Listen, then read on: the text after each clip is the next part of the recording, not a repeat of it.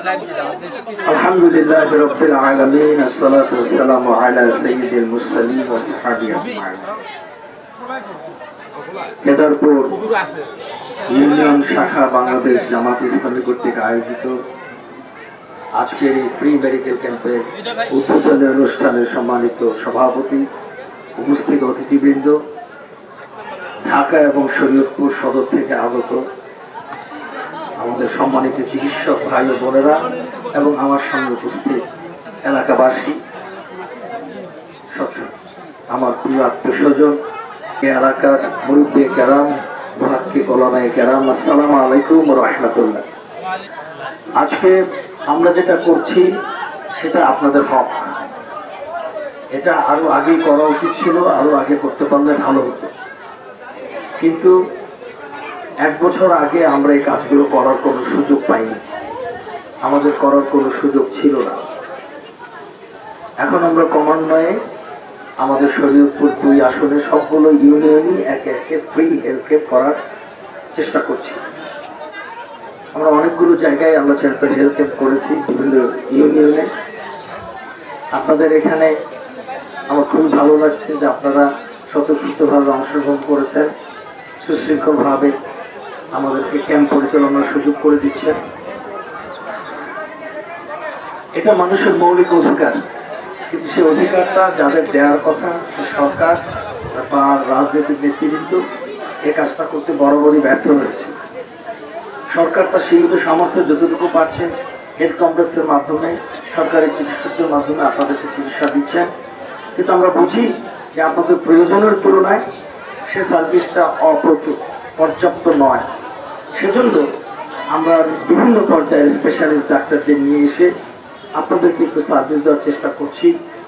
এটা আমরা অনেক বড় কাজ করে ফেলছি তা না, আমাদের আরও অনেক কাজ করা উচিত, অনেক কিছু করার সুযোগ আছে। সেজন্য আমাদেরকেও সুযোগ করে দিতে হবে। আপনারা যদি আগামী নির্বাচনে আমাদের পক্ষে আপনাদের মূল্যবান রায় দেন, তাহলে আমাদের পক্ষে অনেক কিছুই করা সম্ভব ইনশাআল্লাহ। আমরা এদেশে রাষ্ট্রীয় পৃষ্ঠপোষকতা ছাড়াই আমরা এদেশের সবচেয়ে বৃহৎ ব্যাংক আমরা প্রতিষ্ঠা করেছি।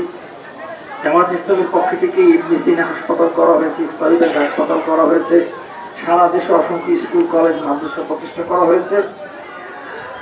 যখন আমরা দুঃসময়ে ছিলাম আমরা তখনই এই কাজগুলো করেছি, কারণ আমরা আমাদের ইমানি দায়িত্ব এবং আমাদের দেশাত্মবোধ থেকে, জাতির প্রতি আমাদের দায়বদ্ধতা থেকে আমরা কাজগুলো করছি। আমরা যদি সুযোগ পাই আমরা আরো ভালোভাবে করতে পারবো। আপনাদের এখানে মুলফুতগঞ্জ হাসপাতালটা আমি গত সপ্তাহে ভিজিট করেছি, ওয়ালগুলো ভাঙা, ওটা মানুষের রোগী থাকার কোনো উপযুক্ততাই ওই ভবনগুলোর নেই। চিকিৎসকরা ঝুঁকির মধ্যে আছে, যে কোনো সময় ছাদ খসে পড়তে পারে, মানুষের অ্যাক্সিডেন্ট হতে পারে, দোষ তো যে বলবো ডাক্তারদের উপর।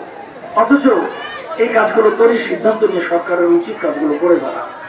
মুলফুতগঞ্জে যেটা এই হাসপাতাল আউটডোর সার্ভিসের জন্য রেখে যে নতুন হাসপাতালটা হয়েছে সেখানে শিফট করা উচিত, কাজ শুরু করা উচিত। নানা কারণে সেটা বাধাগ্রস্ত হচ্ছে।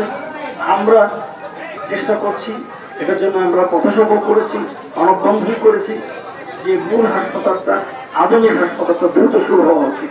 এখানে একটা সেন্টার থাকবে, সেটা অসুবিধা নেই, কিন্তু ইনডোর সার্ভিস চালানোর মতো কোনো পরিস্থিতি এখানে নেই। একজন চিকিৎসক হিসাবে এ কথাটা আমাকে বলতেই হবে। রাজনৈতিক প্রেক্ষাপটে কথাটা না বলতে বলে ভালো হতো, কারণ আপনারা বলবেন আমাদের এলাকা থেকে হাসপাতাল নিয়ে যাবেন, কিন্তু বাস্তবতা হলো অ্যাক্সিডেন্ট হলে, বিল্ডিং খসে পড়লে, তখন একটা ছোট বাচ্চার যদি কোনো সমস্যা হয় সে দায়িত্ব কে দিবে? তো আমরা সব দিকেই খেয়াল করছি, আমরা চেষ্টা করছি এগুলো সমাধান করার জন্য। এগুলো সমাধানের জন্য সবচেয়ে বড় দরকার হলো যোগ্য এবং সৎ রাজনৈতিক নেতৃত্ব। যে নেতৃত্ব নিজের পেট ভরার চিন্তা করবে না, বরং নিজের বুক ভরার চিন্তা করবে, হৃদয়টা যেন ভরে যায় কাজ করার মধ্যে দিয়ে, সেটাই থাকবে রাজনৈতিক নেতৃত্বের লক্ষ্য। তো এই দুর্ভাগ্য আমাদের জাতি যে সেই নেতৃত্ব আমরা এখনো সেভাবে আমরা খুঁজে পাইনি। তো আপনারা আগামী 26-এ যে নির্বাচন হতে যাচ্ছে, এটা জাতির জন্য খুবই ইম্পর্টেন্ট।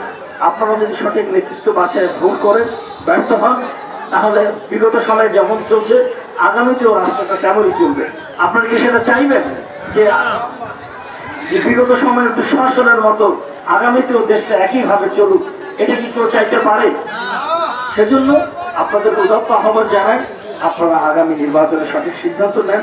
আপনাদের লিডারশিপ, আপনাদের নেতৃত্ব নির্বাচনে আপনারা ভুল করবেন না, তাহলে ইনশাআল্লাহ আমরা আগামীতে আরো ভালো থাকবো।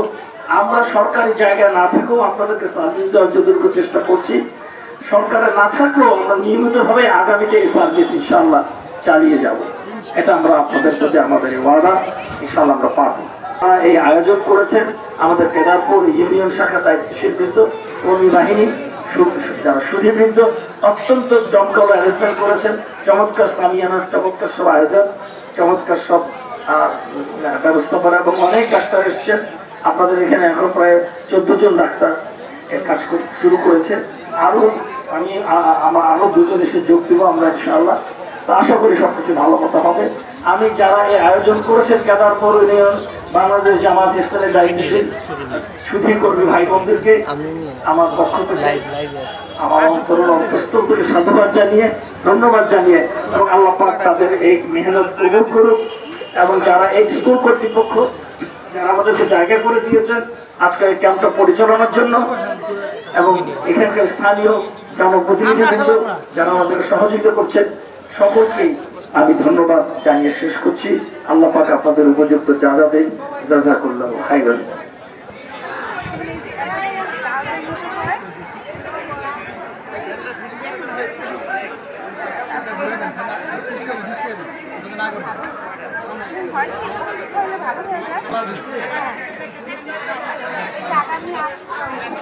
কেউ প্লিজ বিশৃঙ্খলা করেন না। আজকে বিকাল 4টা পর্যন্ত রোগী দেখা হবে।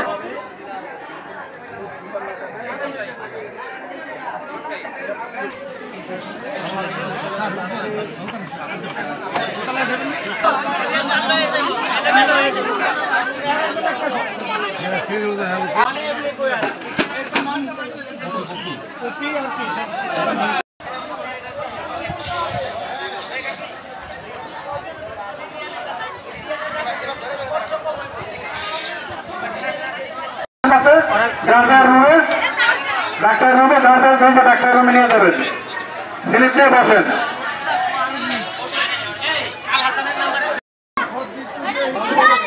এই যে মামা আপনারা যে সিরিয়াল ভালো আপনি দয়া করে প্লিজ সিরিয়ালটা ভালো করবেন না, তাহলে বেড়ানি চলে হচ্ছে। আর এই যে আমি সময়